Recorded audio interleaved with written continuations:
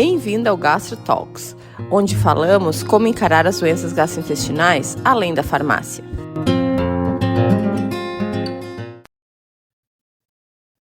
Olá!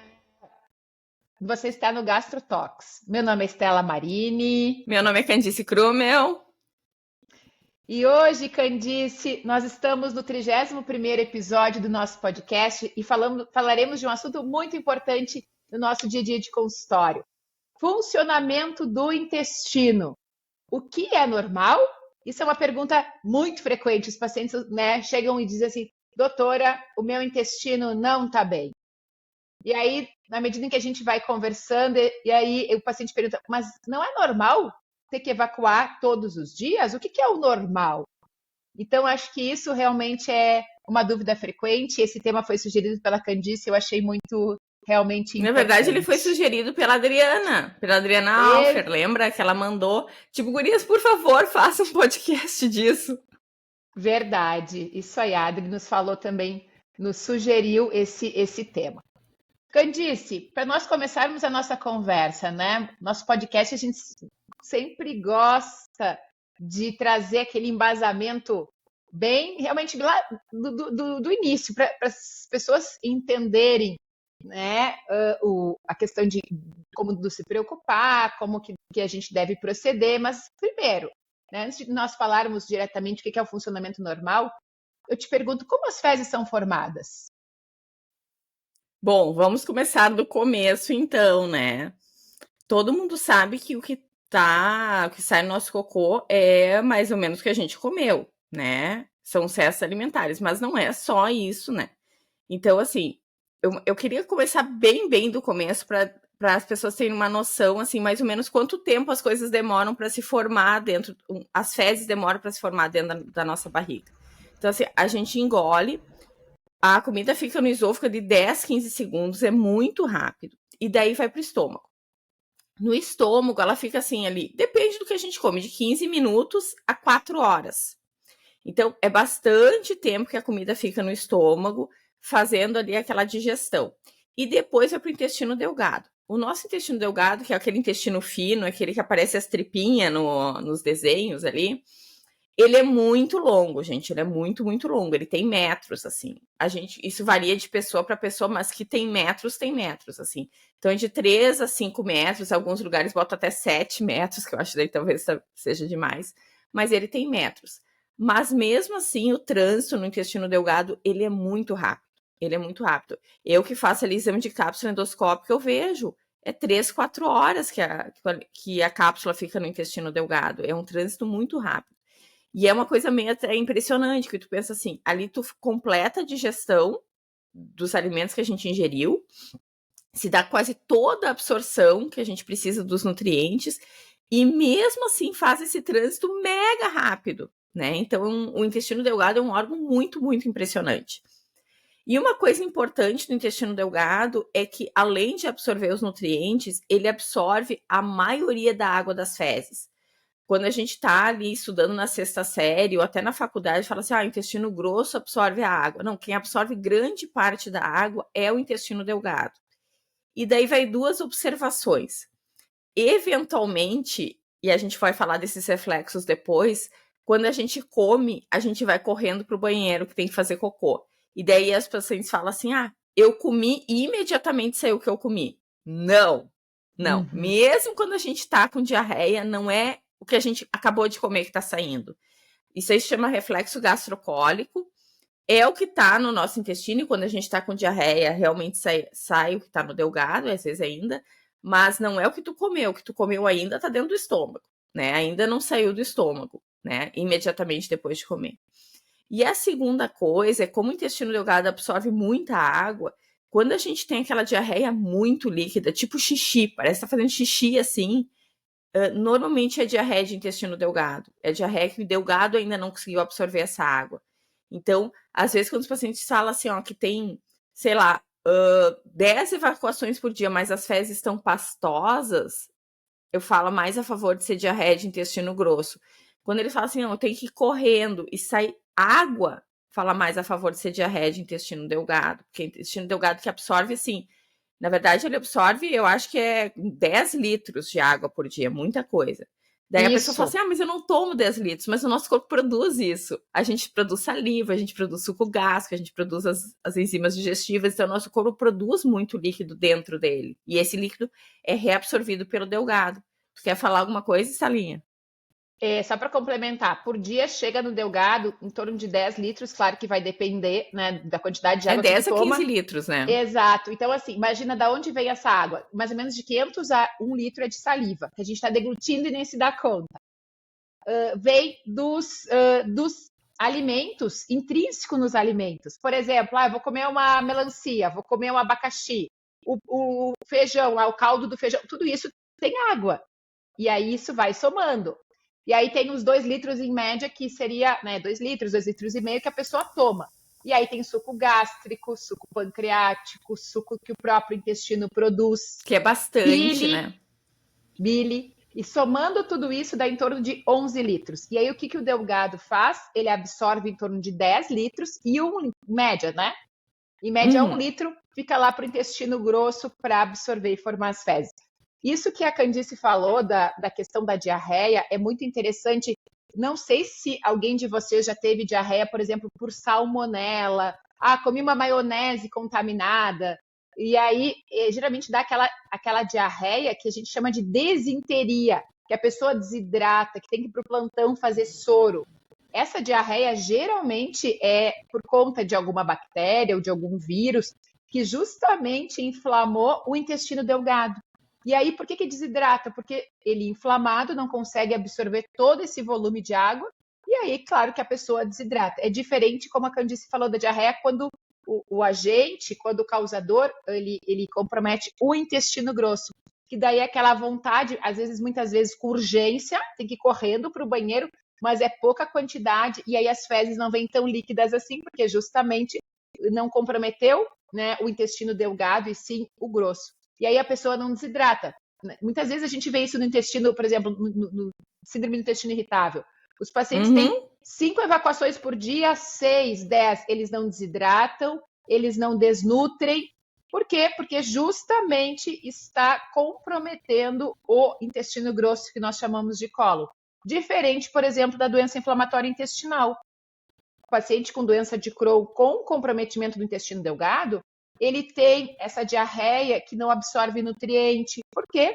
Porque justamente está comprometendo essa área tão nobre do nosso corpo. E eu digo, se tem um órgão que nós não conseguimos viver, pessoal, com toda a evolução da medicina, se chama intestino delgado. Por quê? Porque ele é o grande órgão que absorve os nutrientes e a água do nosso corpo. Não, o intestino delgado é nosso queridão, né, Estela? Nosso queridão. Muito! Só que a gente sabe tão pouco sobre ele ainda, né? Mas ele é um queridão, assim. Bom, e daí, esse material fecal, ele chega no intestino grosso. E no intestino grosso, que varia bastante o tempo de pessoa para pessoa, que pode ser de 12 horas até o normal, é até 72 horas no intestino grosso.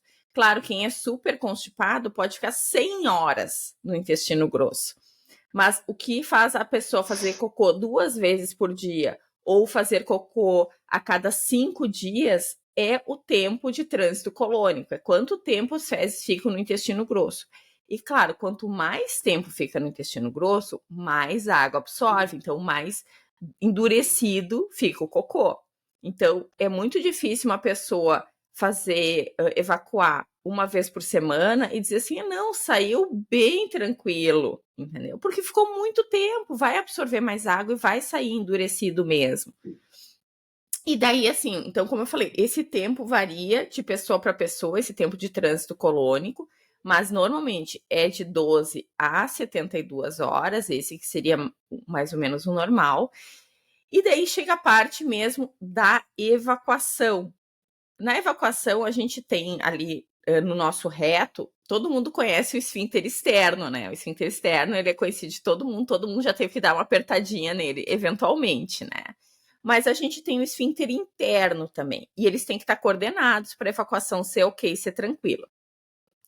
Então, o que acontece? Quando as fezes chegam ali no esfíncter interno, ele abre e deixa passar um pouquinho para o reto ver o que vai sair. tá? Se é sólido ou se é gasoso.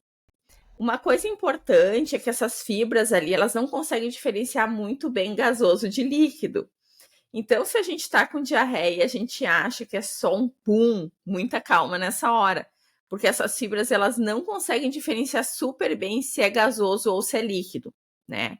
Mas elas conseguem diferenciar o que é sólido e o que é gasoso. E de nosso esfíncter externo, ele decide, bom, podemos ir no banheiro, vamos lá, e dele relaxa, e isso é consciente, a gente, tipo, manda ele relaxar, né? Ou ele diz assim, olha, a gente tá no meio de uma reunião, não tem como, segura, né? E daí, o que acontece é que, eventualmente, se a gente fica sempre nesse segura, a gente vai perdendo essa sensibilidade de querer ir aos pés. O esfíncter interno, ele vai perdendo essa coordenação com o externo, né? Então, por isso que é importante, assim, mesmo que a gente tenha que dar uma seguradinha, a gente ir no banheiro quando tem vontade de ir no banheiro, porque o nosso corpo se coordenando, a gente tem que ajudar nessa coordenação dele. Claro, dependendo do volume que chega no reto, a gente tem aquela coisa assim, não tem como segurar, né? Primeiro que a gente não segura bem líquido, isso já sabe, nosso esfíncter externo, ele não foi feito para segurar líquido, ele foi feito para segurar sólido. Então, a gente tem muita dificuldade em segurar fezes líquidas, por isso que a diarreia é tão difícil de segurar, porque a gente não foi feito para isso. E assim, quando tem mais ou menos uns 400 ml, assim, o reto diz assim, eu não consigo mais segurar, tem que sair. Então, dependendo do que passa, a gente realmente não consegue, né? E claro, assim, tem um negócio também da nossa posição ali para fazer cocô. A melhor posição que tem é a posição de cócoras, que a gente não usa. Para quem já viajou para o exterior, uma vez eu estava no aeroporto, eu acho que na Turquia, e eu entrei na coisa ali feminina mesmo, e tinha um buraco no chão, e eu fiquei olhando assim, hã? E daí que eles falaram que é o banheiro que é assim, eu não sei, né? Mas que me falaram, que eu perguntei pra uma moça lá, que ela falou que os árabes, eles usam às vezes esse banheiro que é diferente, que não tem esse vaso sanitário, que eles fazem de tipo cócoras. patente, antiga patente do passado. Mas seria a melhor posição é de cócoras, porque daquele ângulo que tem entre o intestino reto, ele fica mais retificado.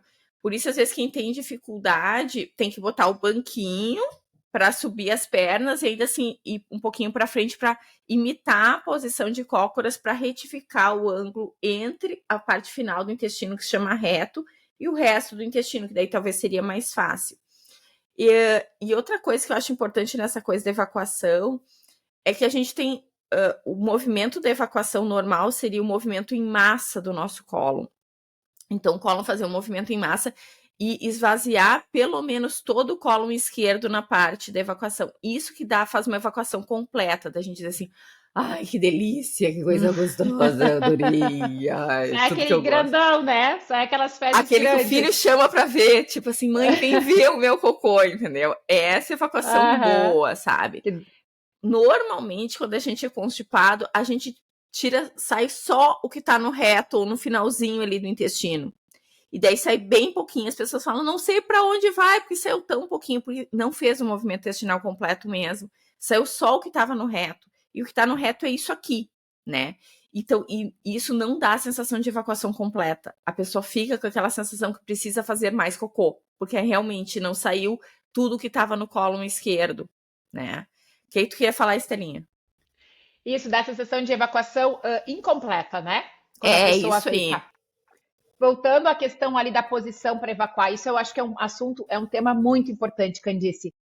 No início do ano eu fiz um workshop de saúde intestinal da mulher e eu tive a participação da Daisy, ela é fisiopélvica, e ela falou muito sobre isso, eu achei muito interessante. Ela trouxe o seguinte dado da literatura. Depois que as pessoas, entre aspas, evoluíram desse vaso onde elas iam de cócoras, né, chamado antiga patente, para o vaso normal, aumentou em 300% a incidência de constipação. Olha que interessante. E aí a segunda é sobre a posição de evacuar. Como a Candice sugeriu, o banquinho é ótima opção, sim, porque tu ajuda no ângulo, mas aí o que a Daisy falou? Por exemplo, tô num lugar, tu não tem como andar sempre com o banquinho, não é? Imagina andar com o banquinho embaixo. Então, o que ela falou? Eu vou até tentar mostrar para vocês. O ideal seria, então, você colocar os pés no chão e trazer o tronco para frente, se você não tiver o banquinho, e deixar ele em 45 graus e os braços, Apoiar. os cotovelos apoiados nas pernas. Então, na verdade, tu faz uma posição de ancoragem para aumentar a pressão abdominal. Exatamente. Esse seria. Então, tu fica com o teu corpo como se fosse um ângulo de 45 graus. Uhum. Né? Sem celular na mão. O banheiro não é lugar de levar o celular por N questões, mas também para a própria fisiologia, porque se a pessoa está com o celular, ela está aqui, ó, 90 graus, né? Não consegue estar na melhor... E não se concentra nessa coisa tão importante que é fazer cocô.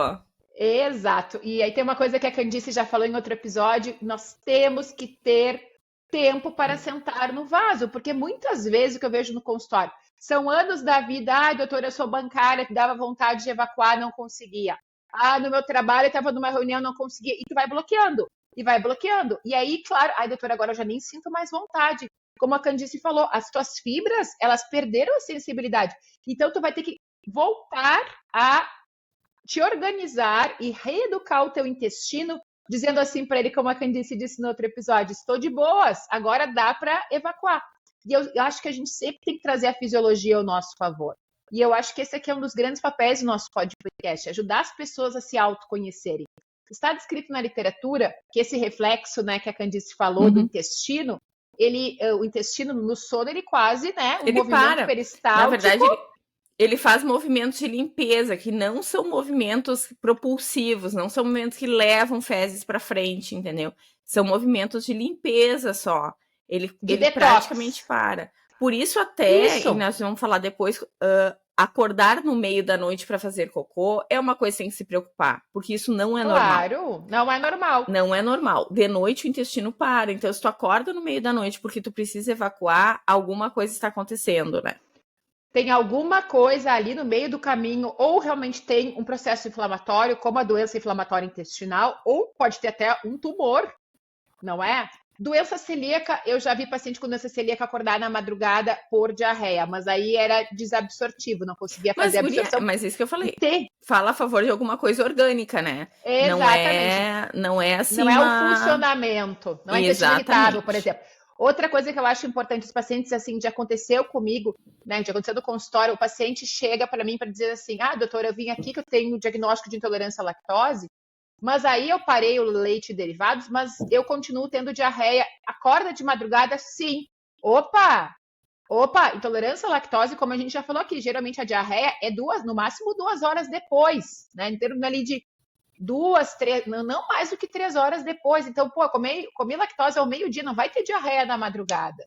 Então, fiquem atentos. E tem mais uma questão aqui que eu acho que é importante nós falarmos, que daí é essa questão da fisiologia. Então, está descrito que o primeiro movimento peristáltico, ele acontece em torno ali de 6h30, 7 da manhã, quando a pessoa está acordando. Talvez essa seja a hora e aí tem, talvez, a água nesse momento, tomar água de manhã logo quando acorda, né? Mas aproveitar, eu digo, essa janela de oportunidades. Na verdade, isso faz parte desses reflexos que a gente tem, né?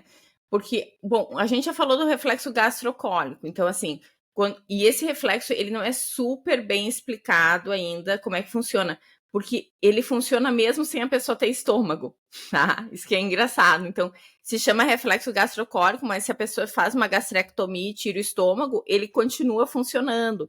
Então, provavelmente tem alguma coisa que diz assim, olha, entrou o alimento. Então, o que acontece? Quando entra alimento, mas não é qualquer coisa. Tipo assim, uma maçã não desencadeia um reflexo gastrocólico. Normalmente tem que ser assim, eles falam pelo menos 300 ml assim, de comida, tá? Então, quando entra alimento, e principalmente gorduras, mandam um sinal para fazer movimento em massa no intestino. E esse movimento em massa que é esse movimento que empurra as coisas no intestino grosso, né? Então, tem esse reflexo, que é o reflexo gastrocólico. E tem um outro reflexo chamado reflexo ortocólico, tá? Que é quando a gente levanta. Então, quando a gente levanta, e provavelmente tem a ver com as pressões ali no intestino e com o movimento das fezes no intestino, também é um reflexo que faz dar esse movimento. E outro reflexo que é reflexo colocólico, Que daí é o seguinte, vamos lá, que quando o bolo fecal sai do intestino delgado e entra no intestino grosso, faz esse movimento também. E isso muitas vezes acontece quando a gente acorda. Que quando a gente acorda e se mexe, que faz esse movimento de sair as fezes do intestino delgado para o intestino grosso. Então, Dá uma empurrada. São 3 reflexos que a gente pode usar pela manhã para quem é constipado. Que daí é assim, olha só o que eu penso. Tu vai lá, tu levanta, tu te mexe, tu come e depois tu ainda sai para dar uma caminhadinha em torno da quadra, entendeu? Para estimular o teu intestino a funcionar. Sabe? E aí tu vai no banheiro, fica um pouquinho ali nessa posição, né, de angulação, ou com banquinho ou com ângulo 45 graus. Às vezes a fisiopélvica falou, né, eu achei interessante, se a pessoa consegue, se questões osteoarticulares, a coluna permitir, fazer 1 minutinho na posição de cócoras. Também ajuda a fortalecer o assoalho pélvico. Então, principalmente para as mulheres, é uma forma de prevenção de incontinência urinária, que acontece muito depois dos 40 anos, né? Mas também porque a musculatura ali do assoalho pélvico é uma musculatura que a gente praticamente não trabalha. É onde está sentada a bexiga e também os músculos do reto, então, responsáveis justamente pela evacuação. Então, se puder, né? Se couber na sua rotina, mas essa ida ao banheiro antes de ir para o trabalho, ela é muito importante. Porque e mesmo assim, que eu tenha... e assim, ficou lá 10 minutos, não aconteceu nada, relaxa, sai, entendeu? Também não precisa ficar loqueando, né? De ficar com dor no bumbum de tanto ficar sentado no vaso sanitário. Não aconteceu nada, relaxa, amanhã tenta de novo. E assim o intestino ele vai se programando que ele tem aqueles 10 minutos de manhã, sabe? Tudo é uma questão de organização, né, Candice? Eu digo assim, gente, a gente precisa parar e pensar, porque nesse modo operante do século XXI, onde a gente está muito no modo luta e fuga, a gente não para comer e mastigar comida, a gente não para com calma para ir no banheiro, a gente cada vez menos tem tempo com a gente mesmo, porque sempre tem o celular, sempre tem um estímulo, e eu não paro para pensar, tá, mas agora, olha só, vamos lá, agora é hora de ir no banheiro, é hora de eu comigo mesmo. Isso é necessidade básica, né, galera? Isso é necessidade. Fazer cocô tipo assim, nós somos animais, entendeu? Todos os animais mamíferos, pelo menos, fazem cocô, né? Então, isso é necessidade básica. Candice, é mais do que isso. Isso é autocuidado. O que é autocuidado? É qualquer atividade que ninguém pode fazer pela Estela. Isso é autocuidado, gente. Antigamente, quando eu não tinha essa clareza, eu achava, autocuidado eu ir lá no salão. Isso também é. Mas qualquer atividade que a Candice não possa fazer por mim, isso é o meu momento de autocuidado. Ter esse tempo de qualidade para eu poder ir no banheiro é meu momento de autocuidado. Eu vou sair dali muito melhor, não é? É sim. O meu banho, as coisas do meu dia a dia que eu faço para cuidar de mim, é meu momento de autocuidado. Então, o que eu tenho percebido hoje é que as pessoas estão muito hiperconectadas no mundo e cada vez com menos tempo consigo mesmo. Conectadas consigo, que seria justamente para esses momentos de autocuidado, a gente precisa disso. Então, é tudo muito rápido e aí o intestino não funciona. Nada funciona, né? Exato. Bom, mas aí vamos pro cocô normal, tá? Então, assim, primeira coisa que eu acho, tem muita gente assim, olha, tem que fazer cocô todos os dias. Eu não sei o que tu acha, Estela. Pra mim, assim, depende. O cocô tem que ser prazeroso, tá? Tem que ser uma coisa gostosa, entendeu? Então, assim, eu acho muito difícil alguém evacuar cada 5 dias e ser prazeroso. Agora, se tu evacua dia sim, dia não, e quando sai bem, sai fezes bem formadas, depois a gente fala da escala de Bristol, sai fezes bem formadas, tu não precisa fazer muita força, tu tem sensação de evacuação completa. Exatamente. Se saiu assim e tu não faz cocô todos os dias, tá ótimo, entendeu? Não tem problema nenhum. Eu não sou daquelas chiitas que acham que precisa fazer cocô todos os dias. Pra mim, o cocô tem que ser tranquilo, tem que ser uma coisa assim, ó, que tu vai tranquilamente, tu vai lá, tu faz, tu tem sensação de evacuação completa e tá tudo certo, né? Não faz Eu não força, sei a tua opinião, né? sobre isso. Eu tenho exatamente a mesma coisa que os pacientes me dizem. Doutor, eu preciso evacuar todos os dias? Eu digo, depende. Aí, geralmente, eu mostro a escala de Bristol. Como é que estão as tuas evacuações? Como é que é o formato das tuas fezes? Ah, é mais formato bolinha, né? Tipo, Aí e tá. aí sabe que Porque a às pessoa vezes... pode evacuar todos os dias e ser ruim ainda, né? Exato, é isso. Aí, às vezes, os pacientes me dizem assim: ah, doutora, eu vim aqui por prisão de ventre. Tá, daí, mas o que é prisão de ventre para ti? Ah, prisão de ventre é não ir no banheiro ir no banheiro todos os dias, mas ficar com a barriga ruim, né? Com aquela sensação de desconforto. Alguns pacientes acham que para eles é prisão de ventre é isso. Para outros acham que é excesso de gases, para outros acham que é constipação. Então, por isso que eu sempre gosto de perguntar, E não existe né? uma De acordo, definição não médica para isso. existe. Exato. Com as suas palavras, o que é prisão de ventre para você? E aí os pacientes me trazem assim, tá, mas então você é constipado? Ah, doutora, eu vou no banheiro. Quantas vezes você vai? Ah, eu vou no banheiro todos os dias. Mas como é que é o formato das suas fezes? Ah, é em bolinha. E eu fico com a sensação. Tem sensação de evacuação completa? Não, porque bolinha, aquilo que a Candice falou, só esvazia o finalzinho, né? Então, claro que essa pessoa, ela é constipada. Então, pode acontecer de evacuar todos os dias e ser constipada. Tem pacientes que evacuam de 2 em 2 dias, as fezes são bonitas, né? Formato, olha, né? Fezes bonitas, mas sim, elas têm formato banana, não é ressecadas, não tem muco, pus ou sangue, elas estão, né? Super bem, tudo certo. Não sou constipada, podendo evacuar de 2 em 2 dias. Daí vem a tal da escala de Bristol, né? Que é uma escala que ela foi feita ali na década de 90 e ela é de 1 a 7. Até deixa eu ver, tá em 26 episódios. Quando eu for botar no YouTube, eu coloco a escala de Bristol aí Deixa pra que galera. Tu tem eu aí? vou já Eu tenho colocar aqui aqui no para livro, mostrar para as calma aí, eu também pessoas. tenho. Bom, a escala de Mas Bristol, então, o normal seria 3 ou 4, tá, pessoal? Então, se vocês têm aqui, ó. Eu tenho um livro aqui que eu separei o livro pra mostrar depois, ó. bom, Então, acho que ali, ó. então vai ser mais fácil de visualizar. Então, 1 e o 2 é assim, 1 é bolinhas, que a gente chama também de síbalos ou cocô de cabrito, né? Que é aquelas Isso bolinhas, aí. tá? Super constipado. O 2 é mais ou menos que nem aquele cara do Quarteto Fantástico, coisa. Que é uns morros, assim, sabe? É as Também não é bolinhas legal. aglutinadas. É as É as bolinhas bolinhas juntas, tá? juntinhas. O Isso. 3, o 3 as fezes não são tipo salsicha ainda, elas têm um pouquinho de relevo, mas o 3 pode ser normal, tá? O 4 é o mais Uhum. bonito que tem, tá? É É as o fezes tipo banana. banana, isso aí. E já o 5, 6 e o 7 é diarreia daí, tá? O 5, 6 e o 7 é Uhum. diarreia. Então, a gente usa essa escala, né? Que é essa escala de Bristol. E como eu falei assim, se o paciente tiver 1 ou 2, é constipação, né? 5, 6 e 7 é diarreia, certo? E daí, Uhum. assim, e daí tem um pouquinho também da composição das fezes, né? Porque, assim, 75% das nossas fezes, elas são água. É água, tá? Uhum. E daí, do resto ali, mais ou menos 25% é bactérias mortas, Uhum. né? E daí a gente tem ali também uns outros 25% que é os restos alimentares mesmo, né? E os outros 25% são matérias inorgânicas, que são fibra, entendeu? Que é a nossa Então, assim, querida fibra, a né? nossa querida fibra.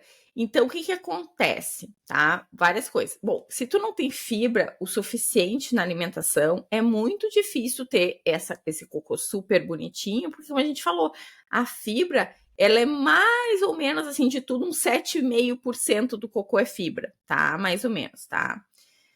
A questão da água, tinha um professor nosso, Franciscone, que falava assim: quanto mais água a gente toma, mais xixi a gente faz. Eu concordo, mas se a gente não tomar água suficiente, o nosso corpo ele tira a água de onde tem. E nas fezes tem água, então ele vai tirar água das fezes. Tu não Uhum. precisa tomar 3 litros de água Uhum. por dia, porque daí tu vai fazer mais xixi. Mas tu não tomar água, tu desidrata. E se tu desidrata, tu vai tirar água das fezes. E a água é o principal componente das fezes, né? E daí depois tem bactérias mortas e tem o que realmente sobrou da alimentação. E para vocês verem, o que realmente sobrou da alimentação é ali 10% mais ou menos das fezes. Então, quando a gente fala assim, tipo assim, o nosso cocô é o que a gente come, mas é muito mais coisa, não é só o que a gente come. O que a gente come, a gente aproveita quase tudo, quase tudo. Sai muito pouco lá embaixo, exceto as fibras. As fibras, a gente realmente tem muita dificuldade de digerir, então o que a gente come, principalmente de fibras insolúveis, sai quase tudo lá embaixo mesmo, né? Não sei se quer Exato. Então complementar isso, a fibra, eu acho que é sempre importante, Candice, falarmos sobre fibra. Por quê? Antes de estudar a fundo a parte de nutrição, eu já falei isso aqui. Eu achava que os pacientes, eu perguntava assim: como é que tá a sua alimentação? Como é que tá a ingestão de fibra? Doutora, tá ótimo. Eu como 2 frutas por dia e 2 variedades de legumes. E quanto eu não tinha noção de quantidade, eu achava que ok. E até para minha pessoa, né? Eu como em média 2, 3 frutas, como lá as 200, né, mais ou menos. Sabe, aquele sabe que eu sou a louca da salada, né? Um pé de Não, alface a vai bem Estela é a louca fácil. da salada, gente. Vocês têm que ver o prato Eu dela. Ela é a sou. louca da salada. Primeiro ela come o pratão de salada e depois ela come o resto. Não, e assim, ó, e aí as pessoas acham que agora ela tá numa pegada mais de lifestyle, mas aí esses dias uma colega da residência lembrou que lá na residência, nós de plantão na UTI, quando a gente estava de plantão na UTI, pedia Trianon, Bauru, enfim, essas coisas, e eu ia lá no refeitório pegar uma saladinha. Mas eu gosto Desse eu te muito de conheço, é a louca salada. da salada. Eu realmente, salada, assim, ó, tem um caso, ó, né? Então, assim, o que que acontece? Quando eu vi que um pé de alface tem 1 grama de fibra, a gente precisa comer 30, entre 25 e 30 gramas. Eu digo, meu Deus, como a gente não sabe. 100 gramas de maçã, 3 gramas de fibra, 100 gramas de banana, 2, 2,5 de fibra. Tu começa a somar e aí tu entende, né? Que a média de consumo de fibra da população brasileira é no máximo 15 gramas. Isso teve uma redução. Antes era Uhum. 20 e na última pesquisa veio 15. E aí isso tem um impacto muito grande para a saúde. Por quê? Porque a fibra é justamente aquela parte da alimentação, é um carboidrato que nós não temos enzima para digerir, né? Quem faz a digestão da fibra são justamente as bactérias, aqueles 100 trilhões de bactérias que habitam a nosso trato gastrointestinal, especialmente o intestino grosso, especialmente o colo. E que a partir desse processo, e aí a fibra, a forma como as bactérias do intestino do colo fazem justamente essa digestão das fibras é através do processo de fermentação. Então, é normal a pessoa, quando começa a comer mais fibra, começa a notar uma sensação maior de gases na barriga. Gases. Mas não, claro que o ideal é que isso não gere desconforto, mas é normal, né? Por quê? Porque justamente tu está trazendo alimentando melhor as tuas bactérias do bem, elas estão consequentemente fermentando mais, e a gente sabe que tem algumas que fermentam mais do que as outras, mas isso é muito importante, pessoal. Vocês, durante a consulta, converse com seu médico, com seu nutricionista, para entender quanto de fibra, afinal, eu estou comendo. Quanto de fibra? E tem como a gente quantificar. Eu acho até legal, então, a gente falar um pouquinho dos gases, porque, assim, a produção de gases é normal, tá, galera? A gente, assim, a fermentação, isso que a Estela falou, ela é um processo que é um processo bom para o nosso intestino. Bom, a gente precisa fermentar para produzir ácido graxo de cadeia curta, que é uma coisa que nosso corpo não produz, que as bactérias produzem, e o ácido graxo de cadeia curta, eles estão diretamente relacionados com saúde intestinal, com saúde dos nossos colonócitos, porque eles fazem a nutrição dos nossos colonócitos, tá? Então, a fermentação, ela é importante para o nosso intestino, ela é super importante. Qual é os 2 problemas? Um é que, eventualmente, a gente está fermentando demais, passou da conta, tá? E daí a gente está com uma produção muito aumentada de gases. Então, assim, às vezes, assim, aquela vontade de soltar gases, principalmente junto ali com a evacuação, é super normal, super normal. A coisa ruim é que tu passa o dia inteiro com vontade de soltar gases.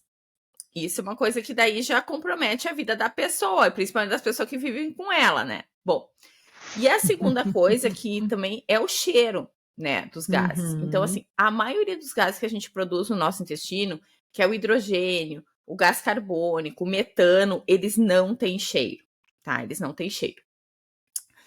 O cheiro normalmente se dá quando a gente produz gases que tem junto enxofre, né? O enxofre dá aquele cheiro meio de podre, assim. E daí tem vários alimentos que podem dar esse cheiro mais forte. Então, assim, a gente tem ovos, alho, cebola, carne, né? A carne tem a putricina e a cadaverina, que dão aquele cheiro muito podre, muito, muito podre, tá? E também os alimentos, aqueles vegetais crucíferos que se fala, né? Que é o brócolis, couve-flor, repolho, né? A couve, que eles também produzem enxofre. Então, principalmente o sulfeto de enxofre que dá cheiro de podre, né? Então, o cheiro dos gases, eles estão muito relacionados com o alimento que a gente dá para as nossas bactérias e esse tipo de fermentação que gera esse tipo de gases. Então, também tem a ver com o tipo de bactéria que a gente tem no nosso intestino. Então, tem gente que tem mais essas bactérias que formam esses gases, tem gente que tem menos. Mas se tu tá com os gases muito fedorentos, às vezes tem que dar uma olhada na alimentação, porque às vezes tá comendo muita coisa que produz esse tipo de... Principalmente carne, né? Que produz esse tipo de gases. E deixa eu ver mais que eu ia falar dos gases. Eu acho que era isso que eu tinha para falar de gases. E tem algumas condições também, né, Candice, por exemplo, que a gente já falou aqui, SIBO, por exemplo, né? Sim. Que pode aumentar essa fermentação. Algumas situações, como tu falaste, né? Quando foge do normal, claro que primeiro a gente faz o diário alimentar, entende como é que está a alimentação do paciente, mas às vezes também é porque o paciente está em desbiose, né? Que é essa desorganização das bactérias. E aí, às vezes, é porque tem pouca fibra. E aí, a base da alimentação da pessoa acaba sendo realmente, como tu falou, carne, ovos, uma dieta das proteínas. E aí pode acontecer de estar formando esses gases com um odor fétido, né? Até tem essa SIBO por sulfeto de hidrogênio, por bactérias produtoras de sulfeto de hidrogênio, que a característica é diarreia muito mal cheirosa, né? E daí tu tem que pensar que é uma SIBO com bactérias produtoras de sulfeto de hidrogênio. Hidrogênio não, de enxofre. Não sulfeto de hidrogênio mesmo. É enxofre. E daí, então é isso, assim. Então tem muito a ver com o que a gente come, né? Não, guri, eu acho que é sulfeto de hidrogênio mesmo, que é feito a partir do enxofre. É H2S. Isso, H2S. Bom, daí a gente já falou do Bristol, já falou do... Acho que a gente pode falar, assim, quando é que a gente tem que se preocupar, né? Exato, já é a minha próxima pergunta. Quando é que a gente deve se preocupar? Sabe quem disse que quando eu era criança, tem uma coisa que eu acho que foi bem positiva, né? Tudo bem, hoje em dia a gente faz, evacua no vaso sanitário, que anatomicamente não seria o melhor, mas tudo bem, é o que a gente tem, e aí a gente adapta. Ainda mais sabendo agora dessa informação que o corpo deve ficar com um ângulo de 45 graus. Tu vai dizer que tu fez muito cocô no mato. Não! Lá na minha casa, né, na casa onde eu passei a minha infância, a cor do vaso sanitário era verde. A da minha era marrom. Tu não enxergava as fezes, tu não enxergava a cor das fezes. E agora, claro, na vida adulta, tendo toda a informação que eu tenho, eu digo, gente, que isso aqui não é inteligente, né? Porque a pessoa não conseguia saber que cor tá as minhas fezes, como é que tá a consistência delas, tu não conseguia saber. Isso é uma coisa que mudou hoje em dia. Eu nunca mais vi louça, né, de vaso só sanitário. Em casa muito antiga ainda, mas a da minha casa era marrom, guri, era marrom. Então, e olha que interessante. Então, isso realmente é importante, né? Nós evacuarmos num vaso que realmente te permita enxergar como é que estão as tuas fezes. E olhar também, né? Tem gente que tem nojinho, pelo amor de Deus, né? Assim, então, eu acho assim, eu e Estela até conversamos um pouquinho antes, eu acho assim, a gente tem que sempre se preocupar quando tem sangue, tá? Claro, tu fez um cocô ultra mega duro, saiu rasgando, tu sentiu tua alma rasgar enquanto tava saindo cocô, e daí tu foi te limpar, tinha um pouquinho de sangue no papel higiênico. É que fissurou, tá? Ok, né? Agora tu tá lá evacuando, tipo normal, tá tudo certo, tu olha, tem raias de sangue no cocô. Não é normal, tá? Então, uma coisa que a gente tem que sempre se preocupar é sangue. E outra coisa é que, eventualmente, o sangue não tá sangue vivo, tá sangue digerido, né? E o sangue digerido, ele fica preto, que nem carvão, tá? E com um cheiro muito estranho, um cheiro muito forte. Tanto que, assim, a Estela sabe, né? Às vezes a gente entra no corredor do hospital e fala assim, tem cheiro de melena. A gente chama de melena esse cocô preto, porque ele tem um cheiro muito forte, é um cheiro diferente, não é cheiro de cocô. É um cheiro diferentão. Cheiro adocicado. É, Ele é é um um cheiro, cheiro é um cheiro tipo muito assim, ruim. é bem estranho, tá? Então, assim, eventualmente a gente vê assim, o sangue vivo nas fezes, mas eventualmente a gente vê esse sangue digerido, tá? Que já passou por ação de bactérias e dele fica preto. Então, cocô preto, que nem carvão. E ele fica assim, uma consistência um pouquinho mais amolecida, normalmente. Ele não é duro, ele é um pouquinho mais pastoso, assim. Tipo piche. Um pouquinho mais pastoso e Isso. com cheiro forte. Tem que pensar que sangrou ali e que passou por um processo de digestão e por isso tá com essa cor. Isso aí E, tem que se preocupar sempre. e vai pro Sempre, né? plantão, né? Se tá com Vai pro melena, plantão. vai pro plantão. Não Vai é, pro vou plantão. marcar o gasto para daqui a um mês. Não.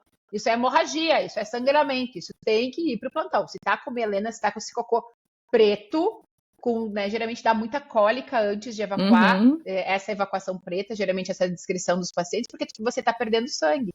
E isso muitas vezes leva à anemia e precisa fazer uma endoscopia de urgência para avaliar onde é que está sangrando. E uhum. aqui eu abro um parênteses, Candice, que é a questão, eu vejo seguido os pacientes, né, procurarem porque estão com sangramento nas fezes, eu sempre pergunto, me conta como é? É no papel ou é junto das fezes? Ah, Uhum. doutor, é só no papel. Pinga ou não pinga? Porque às vezes o paciente, eu acho que é hemorroida. Tá, mas olha só, pinga no vaso? Porque geralmente quando é sangramento hemorroidário, isso é outra questão importante na conversa com o médico. Quando geralmente o paciente relata que pinga no vaso, geralmente isso é sangramento de hemorroida. A hemorroida interna, ela exteriorizou, aí passou fezes mais endurecidas ali, machucou e ela pinga. É Uhum. diferente de quando o sangramento ele vem de dentro do intestino.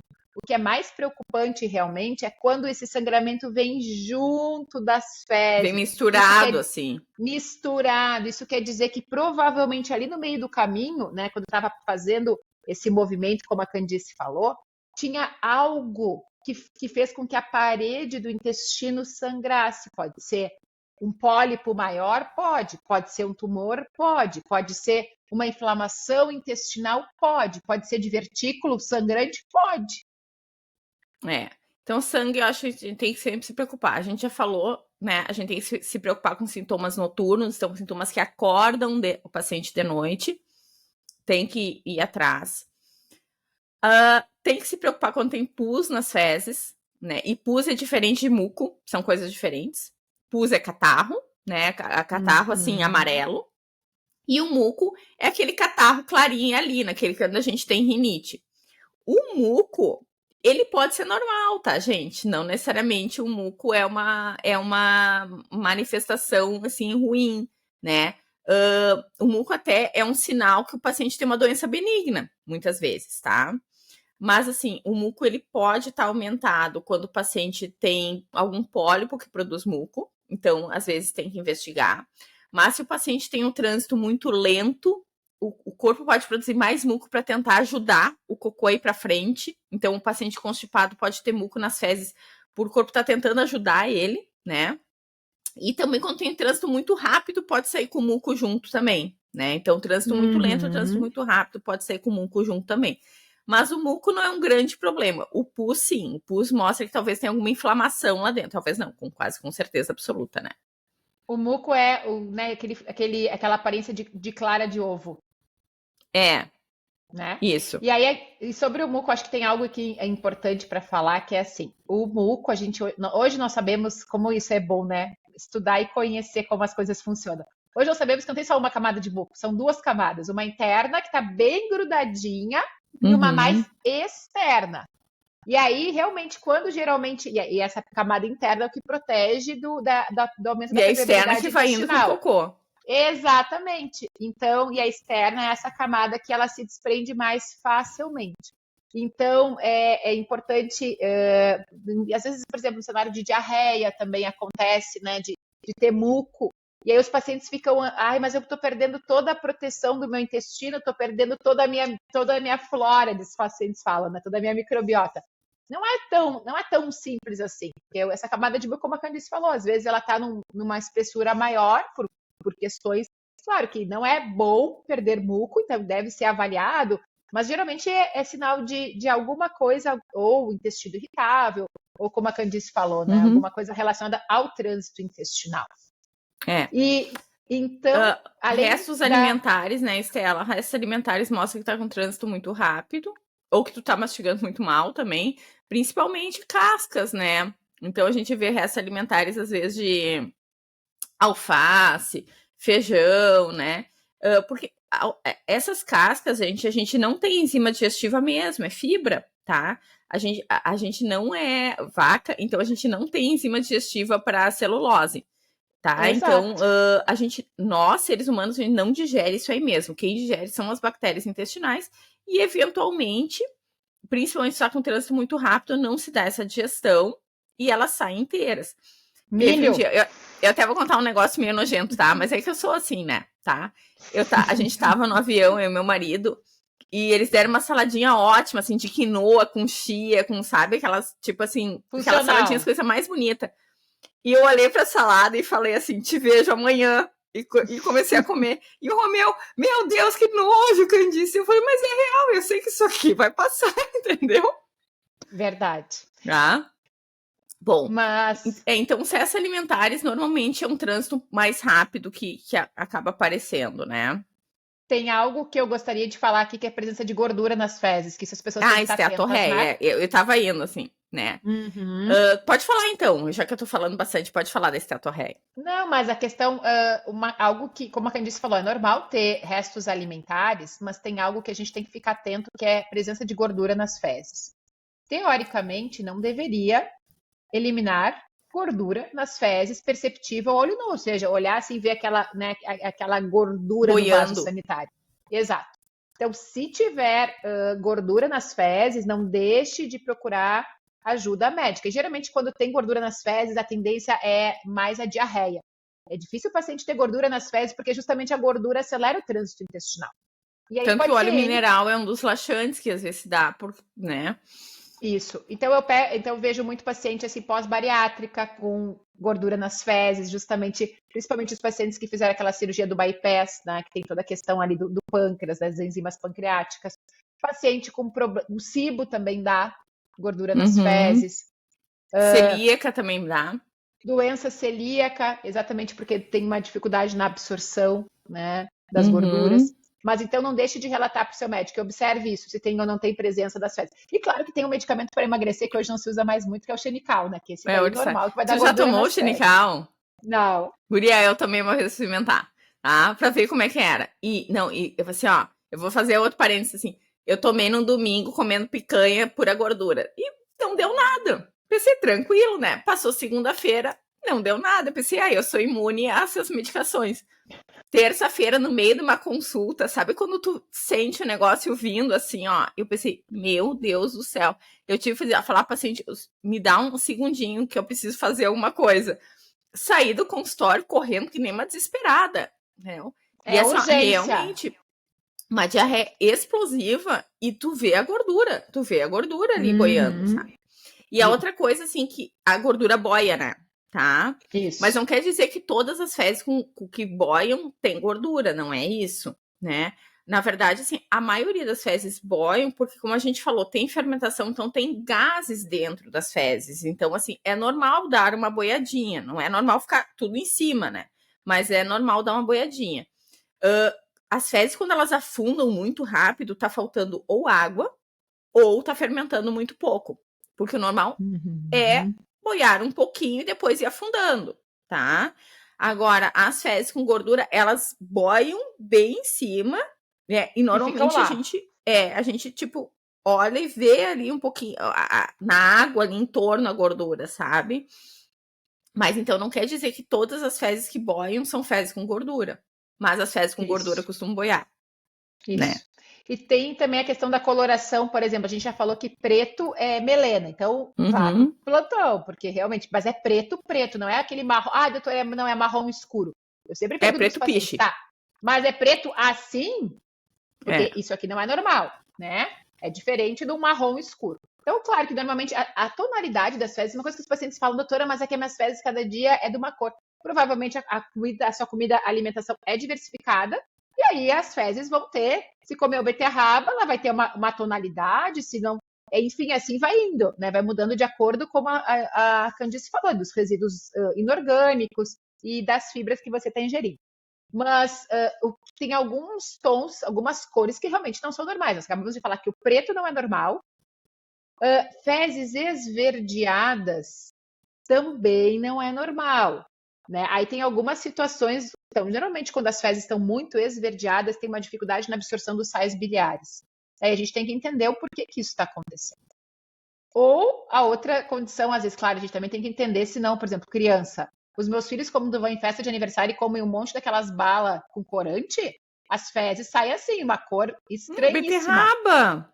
Beterraba Exato, fica. também. Então, claro, a gente também tem que pensar um pouquinho no que a gente comeu e se isso vai voltar a acontecer não comendo aquele alimento, né? Então, essa observação, Candice, ela é sempre essencial. Na verdade, o que dá coloração marrom para as fezes é a ação das bactérias colônicas na nossa bile, né? Então, assim, a nossa bile, ela é amarelinha, né? E Isso. daí, assim, as bactérias vão lá, primeiro elas fazem ficar verde e depois elas fazem ficar marrom, né? Quando a gente tá com as fezes muito amarelas, normalmente é um trânsito tão rápido que não deu tempo dessas bactérias fazerem essa transformação dos sais biliares de amarelo para marrom. Então, normalmente é muito difícil, assim, a gente até às vezes no início tem diarreia marrom, mas normalmente quando a gente vai indo para diarreia, ela vai ficando amarela, porque é um trânsito rápido que não deu tempo para as bactérias fazerem essa transformação dos sais biliares. E a diarreia também, às vezes, vai sair verde pela mesma coisa. É um trânsito tão rápido que não deu tempo para as bactérias fazerem essa transformação dos sais biliares, está saindo sal biliar junto.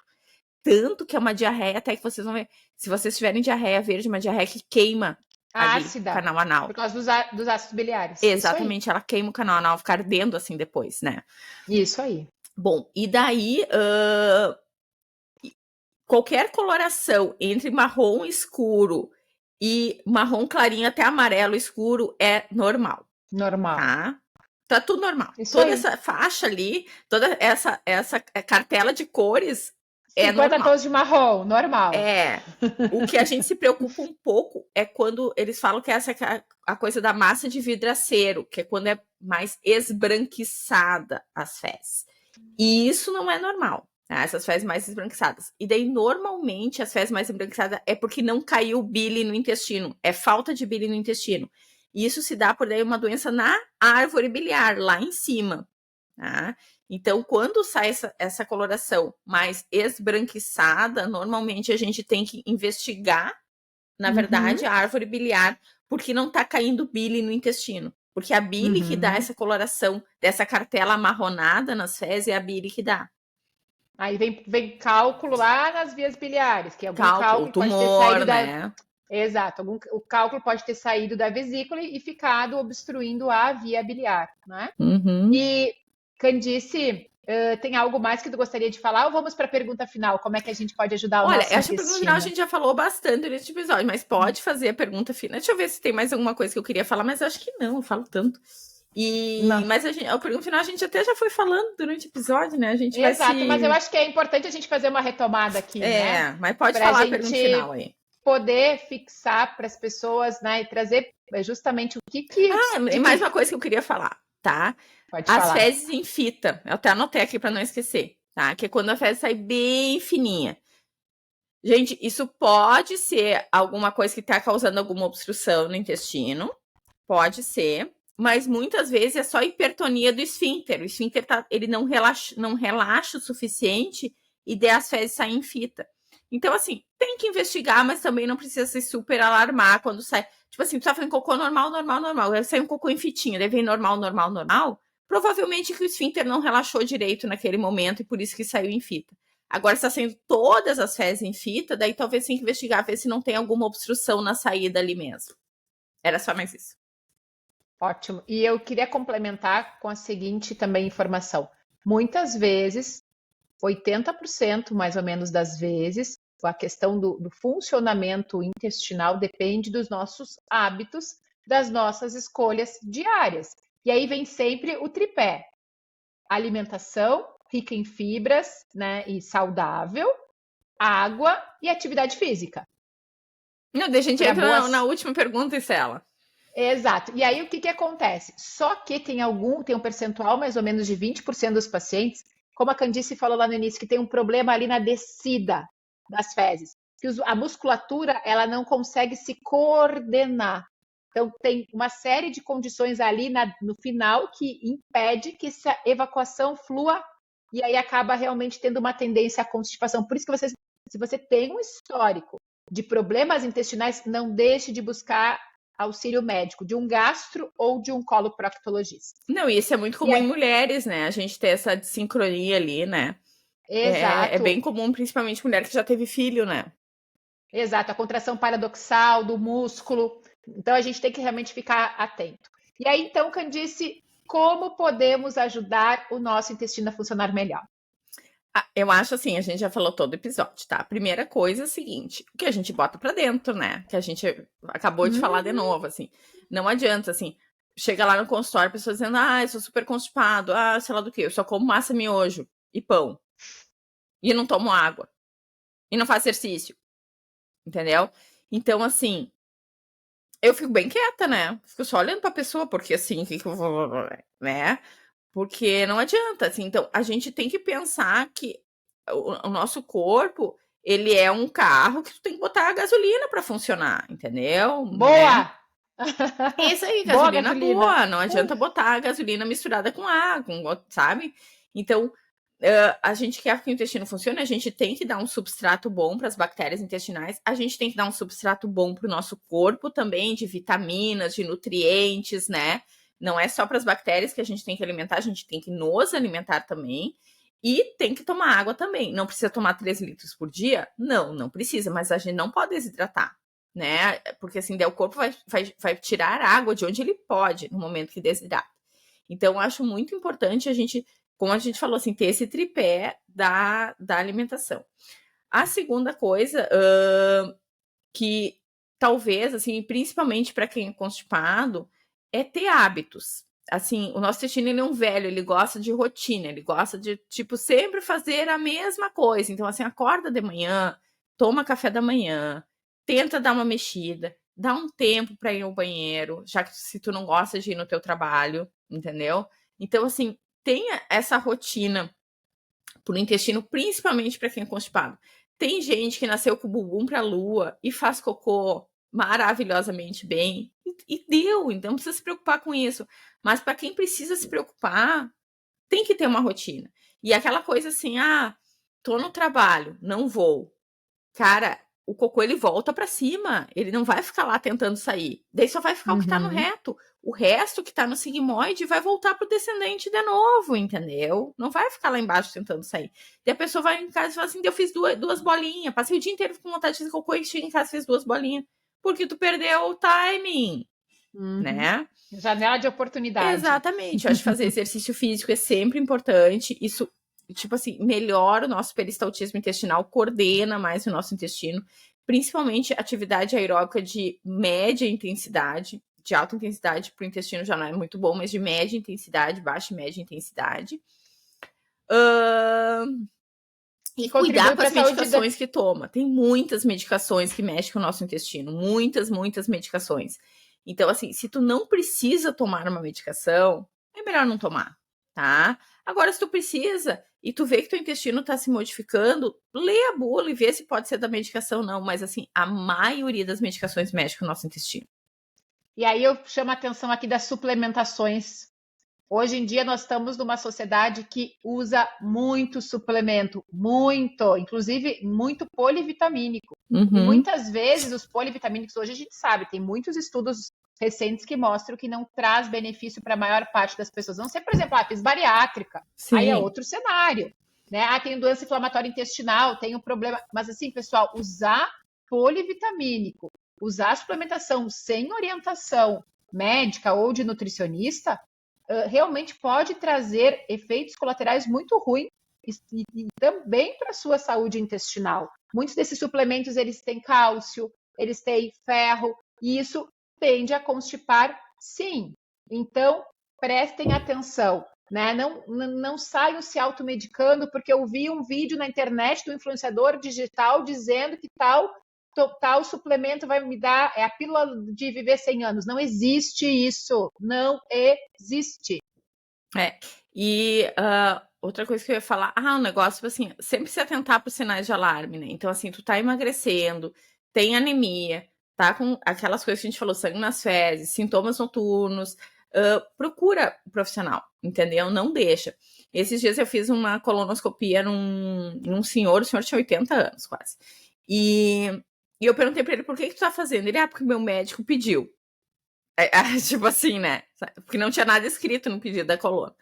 E daí eu fui fazer, ele tinha um tumor no reto, enorme, enorme, enorme, enorme, sangrando, assim. E eu pensei assim, não foi porque o doutor pediu que ele tá fazendo, esse paciente tem que ter sintomas. E daí eu chamei a familiar dele e falei, olha só, apareceu uma lesão no reto, blá, blá, blá. Ele tinha algum sintoma?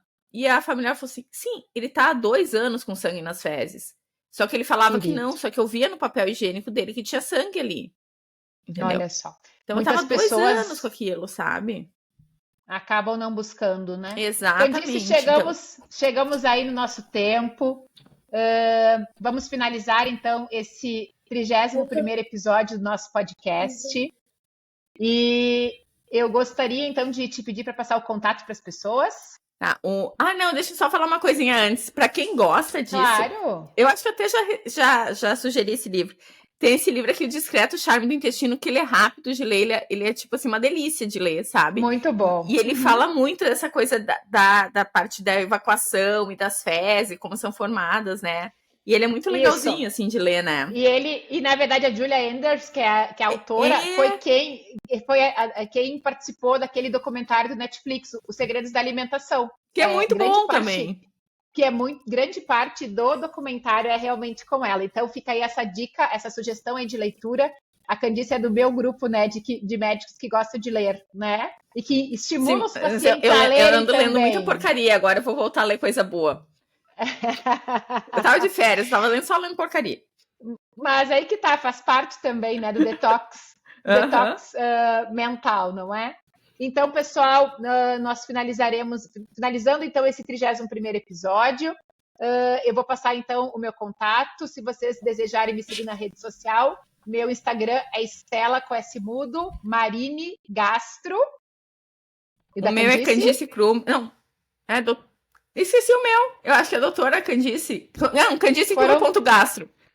Essas férias foram boas mesmo. Não, foi boa, guria. Nós temos também um Instagram do nosso podcast, que é GastroTalks_. Divulguem, né, esse trabalho que realmente o que nos motiva aqui no podcast é levar para cada um de vocês informação de qualidade baseado nas mais recentes evidências científicas, para que vocês realmente cada vez mais tenham a melhor informação para cuidar melhor de si. Um ótimo dia. E mandem sugestões também, né? Ótimo, exatamente. Estamos aqui abertos para poder ajudar vocês cada vez mais. Um ótimo dia. Beijo, pessoal. Tchauzinho. Tchau, tchau.